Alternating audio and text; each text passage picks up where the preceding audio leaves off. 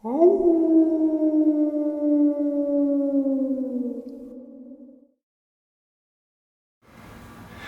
greetings and salutations, everyone, and welcome back to tonight's second half. Before we jump into it, a couple links. As you know, I rely on Patreon, PayPal, and the merch to help the channel to continue to grow and go. Links to Patreon and PayPal are in the description below. Merch displayed directly under the video. Also, Dogman, Frightening Encounters, Volume 1 through 3, the audiobook versions. They all were written and researched by Tom Lyons, narrated and produced by me, Jeff Nadolny. Those audiobooks are available on Audible, Amazon, and iTunes, the links to which are also in the description as well. And finally, last but definitely not least, if you'd really like to help support this channel to continue to grow and go, simply subscribe. It does not cost a cent. Click that like button. It takes half a second. If you don't want to miss out on any of the informative uploads I put out daily, click that bell icon and please leave a comment. Why? Well, folks, because all of these things, they really do help this channel to continue to grow and go. And they definitely do matter now, everyone. I have taken far too much of your time. Let's jump into tonight's second half, shall we? Today's first experience on the paranormal side. This is something I really don't talk about. My husband is the only person that knows the entire event. I'm going to paraphrase to save time. About 4 years ago, we moved from Florida to North Carolina. My husband is in the towing industry. He went on assignment to Maryland for 6 months. While in our home alone with my dogs, I had a major shadow person infestation. My husband and I talked at night all of the time, and he even saw it on the video chat more than once. I felt like I was on the verge of a nervous breakdown. I didn't sleep at night, so I turned every light on in the house.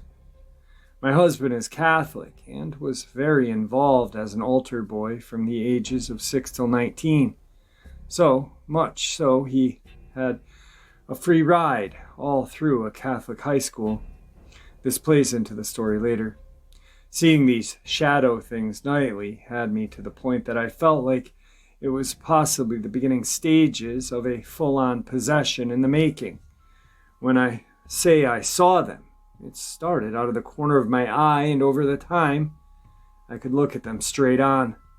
So it wasn't my mind playing tricks on me, something in my eye, lighting, and my husband saw it twice while on video chat with me. My whole personality changed. I looked like I had an illness that was eating me alive from the inside out. My husband would come home every few weeks for 2 days. When he was home, the activity was virtually non-existent, with the exception of hearing noises that we could not explain. He wrote those off as noises from the woods near our home, but when he was gone, I would call him on the brink of panic. I wasn't afraid that it was going to hurt me physically as much as the emotional, mental, and physical drain it put on me. We discussed trying to take possession of me. He reached out to his Catholic priest, who explained the stages of demonic possession. He told me the first thing that seemed to happen was breaking down of a person mentally and physically. We were there. This all came to an end one night when I was alone and I freaked out completely. I had holy water in my home that was blessed by the Pope from the Vatican. I grabbed the holy water and walked around the house and was just spraying everything. At the same time, I was screaming, telling it that it was not welcome, that I wasn't going to be afraid anymore, and if it was coming to get me, then make it happen. I had broken. I could no longer live like this. The next morning, the whole house felt different. That night, I no longer saw the shadow figures in my home. It was an almost eerie quiet with a whole new sense of calm. We don't talk about this ever. I can't even read or watch things having to do with shadow people because of my experience.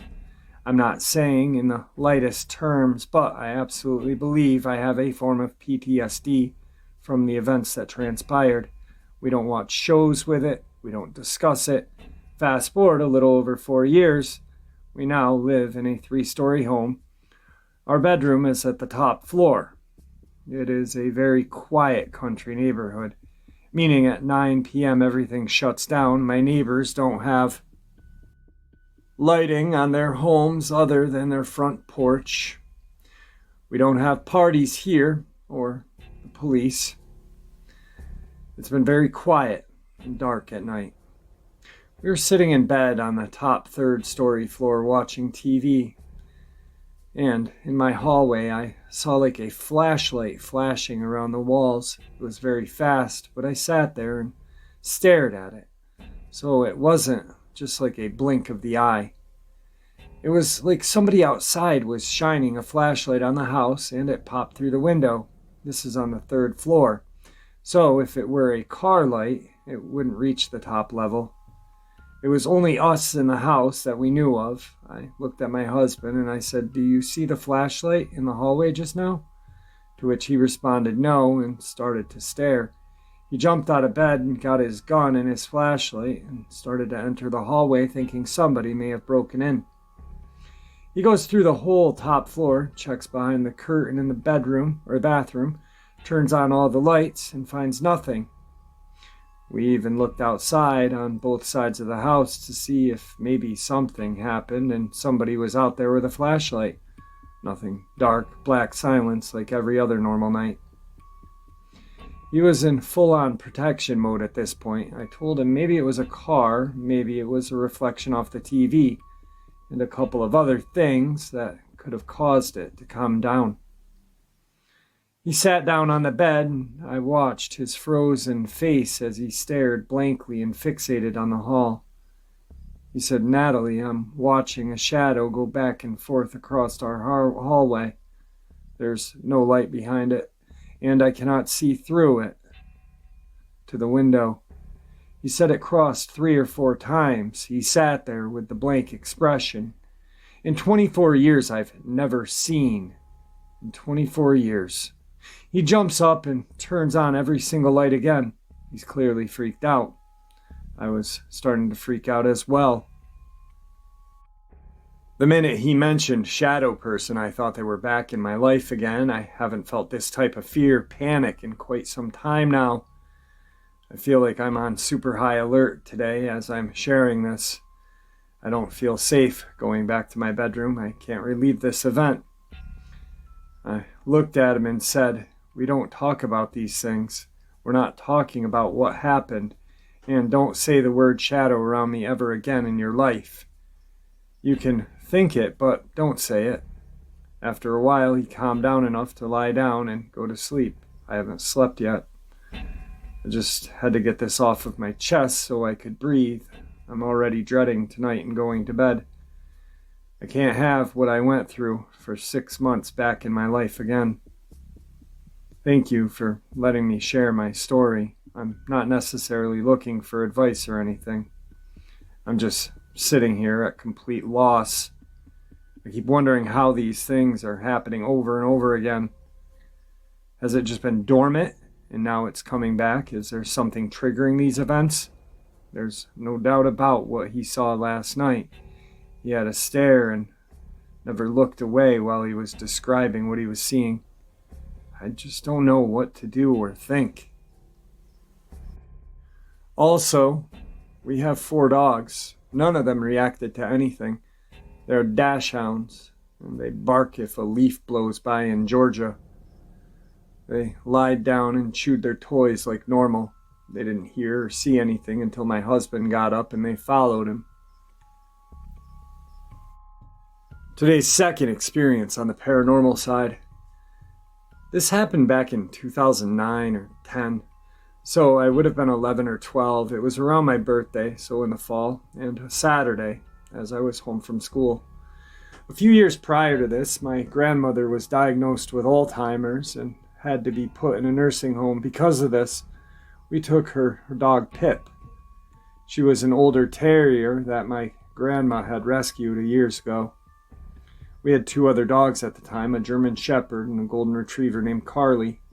The day this happened, I was inside my house reading in the living room. My dad and brother were home while my mom was at work. Unbeknownst to us, both Carly and Pip had escaped the yard and were wandering in the road. I remember sitting inside when suddenly I heard my brother yell, "Pip!" from outside. I was confused as to what was going on, so I went outside to see why my brother was shouting. I went out the side door, but I couldn't see my brother in the parking area.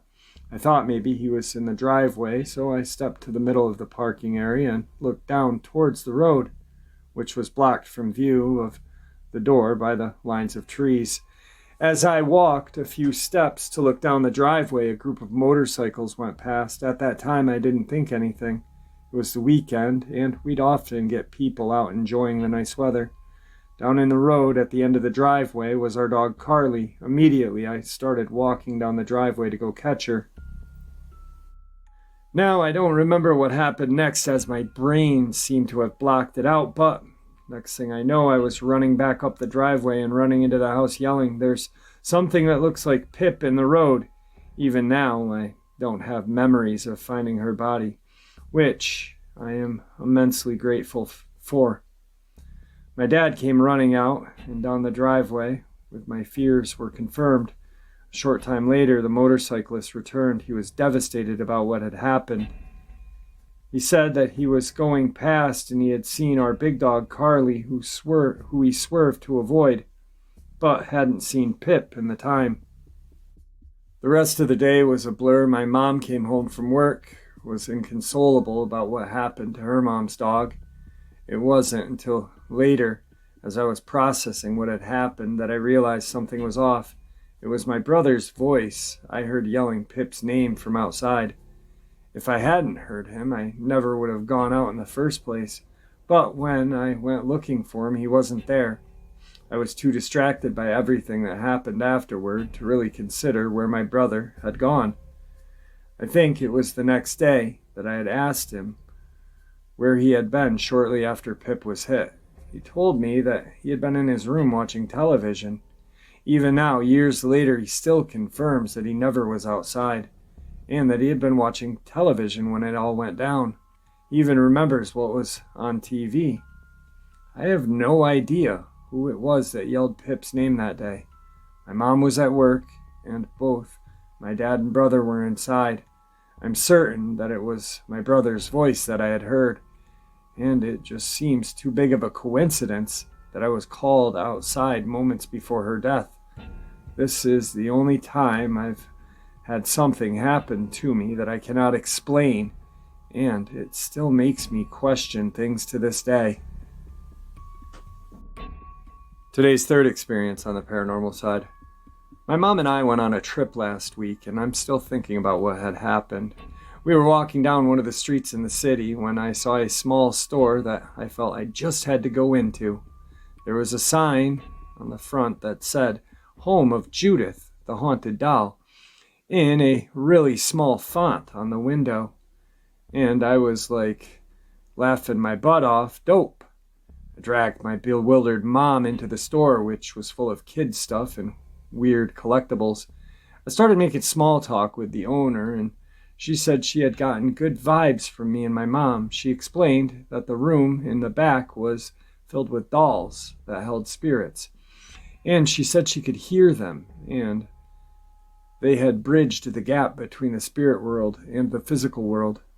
Me versus spiritual mom, and I said, "Yes, please show us." She opened the door, and it was a room of dolls with green lights coming from the ceiling. She asked me if I knew which one was Judith, and I instinctively pointed to the one in the Gone with the Wind crib.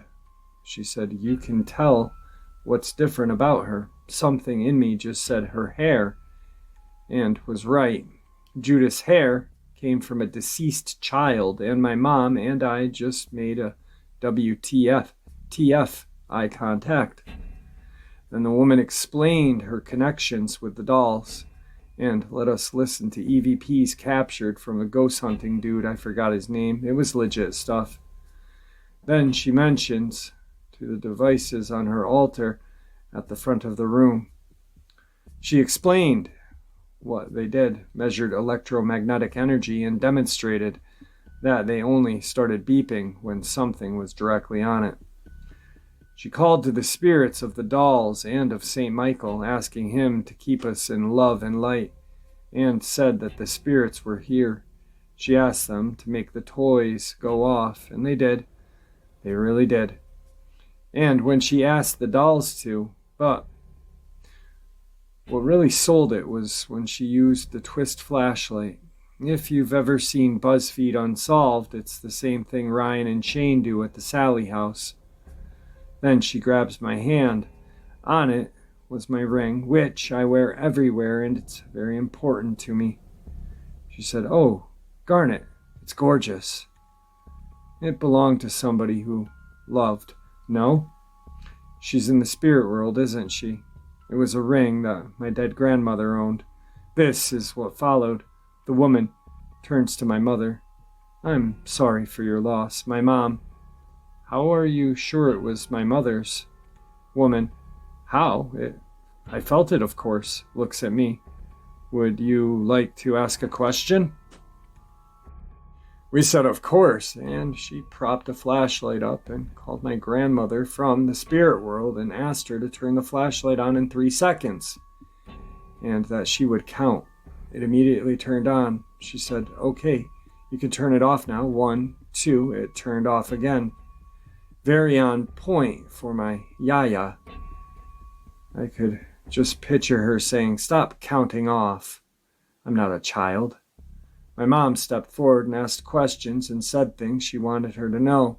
I did the same. The woman gave us a message using actual initials and countries, like very specific. After we said goodbye, the woman hugged us and said she felt a bond and wanted to see us again. Today's fourth experience on the paranormal side. So I'll start with the event that happened in the last year that started this chain of strange occurrences. I've been telling the details and stories to my friends, some who believe me, some who don't, and some who didn't believe me until I showed them videos and proof of the events. One friend recommended me sharing this. So I woke up at 10 in the morning in my New York apartment. I pick up my phone, open it, do the usual, check the messages, emails, Instagram, and I see I have a missed call from my best friend from home I haven't talked to in a while. I decide to get up, make some coffee while I call him back. So I exit my room directly. I'm out in the hallway that leads to my living room. My rented apartment is a railroad apartment. Those who live in Astoria and Queens may be familiar with its layout. For others who are not, it basically means the rooms are laid out like carriages would be on a train, one room after in a straight line. My room is at the front of the building. The next bedroom is occupied by my roommates. The room after that is a tiny box room, then the living room, and lastly the kitchen, which is at the back of the apartment adjacent to the bathroom. I'm in the kitchen brewing some coffee. I look at my phone and realize it's nearly dead, so I go back to my bedroom and get my charger. I open the living room door and walk down the hallway. Now as I'm approaching the door, I can hear murmurs of people chatting. I'm not sure where it's coming from, but it strangely sounds like my room. The apartment next door to us is vacant and used for storage and clutter by the landlord. The voices are very monotone, not whispers, but not loud enough to make anything out clearly. I walk closer to the door, and as soon as I reach, the murmurs stop. I think that's weird, but I'm not thinking there's anyone in my room. That's the last thing on my mind. It's like 10:20 in the morning, and I had just left it. I open the door, walk over to my bed, and crawl across to where my charger is connected to an extension lead on my bed. I notice the room feels static-like when a TV is turned on with no sound, so much so that I turn and check if I accidentally had put a knee or my hand on the remote and switched it, but it was off. So this is the part, and I'll try to explain as best as I can. I look at my phone because I know it's low, and I don't want it switching off. I plug it in and sit against the headboard. I switch on my phone. I'm looking at the screen, resting my haunches on my legs. Out of the corner of my eye, I can see something dark in the corner of my room. Between the open door and the wall, I'm in instant fear. I'm frozen. I know there's 100% chance someone in my room. I don't want to move my head, so I realize I know it's there. I can feel it. I can't make it out, but it's dark. Its hands are pressed against the wall. I can't see its face, but I can feel it staring at me. I start to think, to hope, that my eyes are playing tricks, but the dead silence, I hear its body brush against the wall. I close my eyes and hope it disappears. That I'll never tell anyone if it does. That we have a telepathic connection and an understanding, but when I open them, it's still there. This is the closest I've had to sleep paralysis while being wide awake. I want to scream out to my roommate to help me. I'm frozen in fear. I try to convince myself I can scream. Help pops in my head, the word help. I don't know why, but I think I can scream that word. I stop thinking and I scream, help! As soon as my mouth opens, the figure bolts around and out the door at what I can only describe as cat speed. I can hear the footsteps stop. It hasn't gone down the stairs yet. It's still in the hallway. I call my roommate's name. I can hear him get up and I feel relieved. He rushes in and asks what's wrong. I told him there was something or someone in my room, that he's in the hall. He doesn't ask. I know he assumes it's an intruder. He asks me if he's big in a whisper. I tell him I'm not sure. He tells me to come with him, but I tell him to lock the door. He decides to investigate. He starts to tiptoe so he can peek down the hall. Eventually, he gets a clear view and tells me he's gone. I know I didn't hear him go down the stairs. You would have heard it on the old wooden steps. He ventures down and checks the door to the living room. It's locked. The next door apartment doors, they're locked. He comes back in and tells me it's gone. He must be. Tonight's final experience on the paranormal side. A little background about myself and my roommate. We are both practicing Christians, so I do believe in the spiritual side, demons and such, but I had never had any encounters I deemed supernatural per se. That all changed for me 3 years ago. We were living in a small apartment at the time where me and my roommate, let's call him Joe for now, lived at the time. His girlfriend had just gotten back from a mission trip to Haiti and brought home a gift for him. This gift is a crudely carved wooden elephant that she had gifted from a Haitian child. This thing was freaky, creepy, just gave off an eerie vibe by looking at it. Clearly hand carved, but not with the best craftsmanship. It was very unsettling to look at. However, Joe, being a good boyfriend, graciously accepted the gift. I, somewhat jokingly, but also seriously, expressed how I didn't like the mojo surrounding the thing. He basically explained that he thought it was weird, but it was a gift, so he's going to keep it, and keep it in our room. Later that night, I received the usual text from my neighbor who lived across the hall. We were friends, but never really texted, so this struck me as odd. Are you okay? I was in the living room watching a movie at the time, and I said, yeah, just relaxing, watching TV. Met with the response, oh, just pulled in and thought I saw you in your room pacing back and forth. My heart dropped. I was home alone. And I immediately ran into the room to find nothing but stillness. I made a glance at the wood-carved monstrosity, which almost felt as if it was staring back at me through the closed door. Now unsettled, but not completely startled. A couple hours later, it was time for bed. By this time, my roommate had already returned. I told him about the text, but he mainly brushed it off. I never had been a great sleeper, so this experience didn't help me get into a rest state. However, eventually my mind drifted asleep. This sleep didn't last long, though. A feeling I had never felt before came over me. My eyes felt as if they were glued open, and I didn't even notice myself blinking. My body was strapped to the bed, not able to move any appendage. All I had control over were my eyes. I immediately looked to my roommate across the room, who was dead asleep. With all of my might, I tried to let out anything out of my mouth, but not even a whimper. My eyes then looked to the foot of my bed to see a sight that gripped me with curling fear. An imposing outline of nothing but black, so black it stood out amongst the rest of the darkness. There was no face, no true shape, just a vague structure of a humanoid creature that looked as if it was a void, absorbing darkness and growing even blacker by the second. I moved my eyes up to try to avoid the thing, but it was so tall, it was hard not to see it. Then it felt as if my chest was crushing. Looking down to the pressure on my chest, it now appeared the thing was coming over me.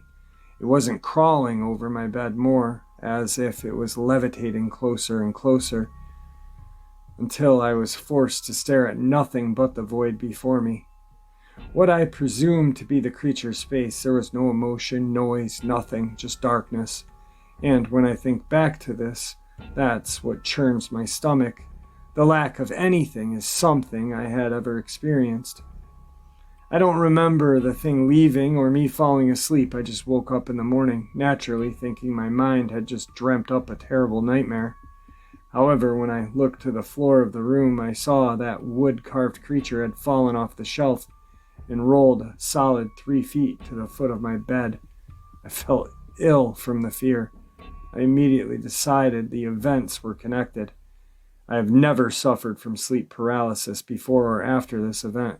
We got rid of the wooden elephant, then blessed each room of the house, and had no more issues until we moved out. I truly believe this wooden carved object had something attached to it. I'm not very informed on the subject, but it was of Haitian descent, so my first thought was voodoo. This is only ever encounter of this type. This is a bonus experience, and it's very disturbing. This happened around 7 years ago. I was 12 years of age. I'm now 19. I was hunting squirrels in the summer with my dog Ruby for 3 hours, and got a decent amount of squirrel when I was done. Then my dog heard something large moving about 30 yards in the woods. I turned around and heard the same sound she was hearing. I grabbed my small rifle and went out to check what was making the noise. My dog Ruby darted toward the noise while I was trying to call her back. I followed her to where the noise was made, but I didn't find Ruby either. I was yelling her name over and over again. I heard a painful yelp from her 50 yards ahead of me. I ran as fast as I could. I found Ruby. She was completely mutilated. Her leg was 5 feet away from her body. I could see her large intestine, ribs were broken, and missing her lower jaw. To be honest, I bawled my eyes out. My Ruby was dead. While I was crying, I noticed footprints leading away from her body deeper into the woods. When I looked at the tracks leading away, they looked like a wolf print, but they were at least the size of my hand.